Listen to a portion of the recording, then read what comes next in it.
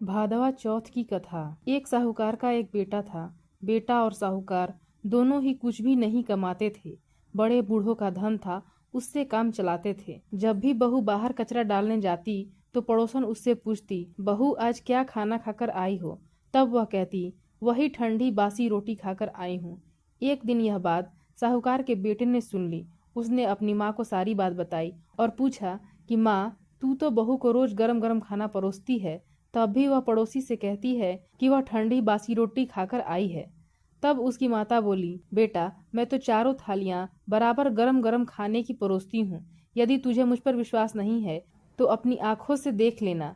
तब दूसरे दिन बेटे ने तबीयत खराब का बहाना बनाया और चादर ओढ़कर लेट गया। उसने देखा कि बहू ने गरम खीर खांड के भोजन किए। बहू नीचे उतरी तो बेटे ने उसका पीछा किया। पड़ोसन के पूछने पर बहू ने पड़ोसन से वही बात दोहराई। तब उसका पति उठा और उससे कहने लगा कि अभी तो तू गर्मा गर्म खीर खाकर गई है और तूने पड़ोसन से झूठ क्यों कहा कि मैं ठंडी बासी रोटी खाकर आई हूँ? तब उसकी विद्वान पत्नी ने कहा कि यह न आपकी कमाई हुई रोटी है और न पिताजी की। यदि इस तरह से बैठे बैठे धन को खर्च किया जाएगा तो कुएं के पानी की तरह एक दिन पूरा समाप्त हो जाएगा।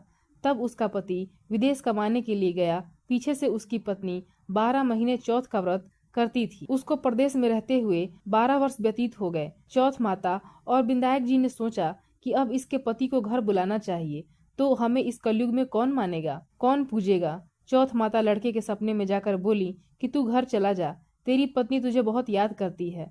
तब वह बोला कि मैं कैसे चला जाऊं, मेरे यहाँ बहुत बड़ा कारोबार फैला हुआ है। तब चौथ माता बोली कि सुबह एक दीपक जलाकर चौथ माता का नाम लेकर बैठ जाना, देने वाले रुपए दे जाएंगे और लेने वाले ले जाएंगे। उसने सुबह उठकर वैसा ही किया। उसका सारा कारोबार एक ही दिन में सिमट गया। जब वह घर जाने के लिए रवाना हुआ तो रास्ते में उसे एक सांप आग के पास जाता हुआ मिला। लड़के ने सोचा सांप जल जाएगा, तो उसने सांप को भगाने के लिए सिसकारी भरी। तभी नागराज बोले कि हे पापी दुष्टी, मैं तो सांप योनि से मुक्त हो रहा था, लेकिन तूने मुझे सिसकार दिया, इसलिए मैं अब तुझको डसूंगा। तब वह लड़का बोला, हे नागराज, तुम मुझे अवश्य खा लेना। मैं आपको वचन देता हूँ, मैं 12 वर्ष बाद अपने घर मिलने जा रहा हूँ। कल रात आप अवश्य आ जाना। जब पति घर आया तो वह बहुत उदास था। पत्नी के कारण पूछने पर उसने सब बता दिया। पत्नी चतुर थी। उसने एक सीढ़ी पर दूध का कटोरा रख दिया, दूसरी पर बालू मिट्टी बिछा दी, तीसरी पर फूल माला बिखेर दिए, चौथी पर इत्र छिड़क दिया, पांचवी पर मिठाई रख दी। इस तरह उसने सातों सीढ़ियों पर कुछ न कुछ रख दिया और दरवाजा खुला छोड़ दिया और पलंग पर अपनी चोटी लटकाकर सो गई। सांप आया। सबसे पहले उसने दूध पिया तो बोला, साहूकार के बेटे, तूने सुख तो बहुत दिए हैं, पर वचन का बंधा हुआ हूँ, इसलिए तुझे डसूंगा जरूर।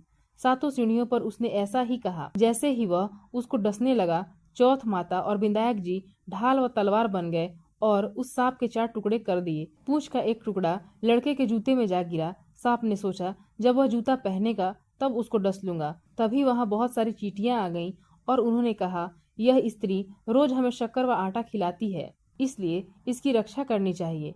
चींटियों ने उस पर हमला कर दिया और उसकी पूंछ को पोली कर दी। जैसे ही सुबह हुई वहाँ खून ही खून हो रहा था।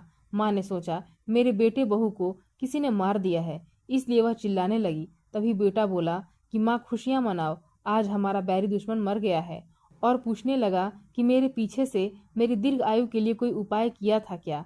तब माँ बोली कि मैंने तो कुछ भी नहीं किया। पत्नी से पूछने पर वह बोली 12 महीने की चौथ माता का व्रत करती थी, इसलिए चौथ माता और विनायक जी ने हमारी सहायता की है। तब सास बोली, यह झूठ बोलती है, रोज मैं इसको 4 रोटी देती थी, तो फिर इसने चौथ का व्रत कैसे किया? तब वह बोली, एक रोटी गाय को खिलाती थी, एक मेहतरानी को देती थी, एक जमीन में गाड़ देती थी, शाम का खाना मैं चंद्रमा को अर्घ देकर खाती थी। यदि विश्वास नहीं है तो पूछ लो।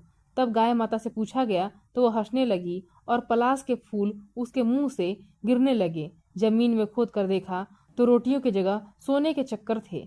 मेहतरानी से पूछा तो उसने भी हाँ भर दी। हे चौथ माता, जैसे आपने उसके पति की रक्षा की, वैसे ही हम सबकी करना और सबकी मनोकामना पूर्ण करना।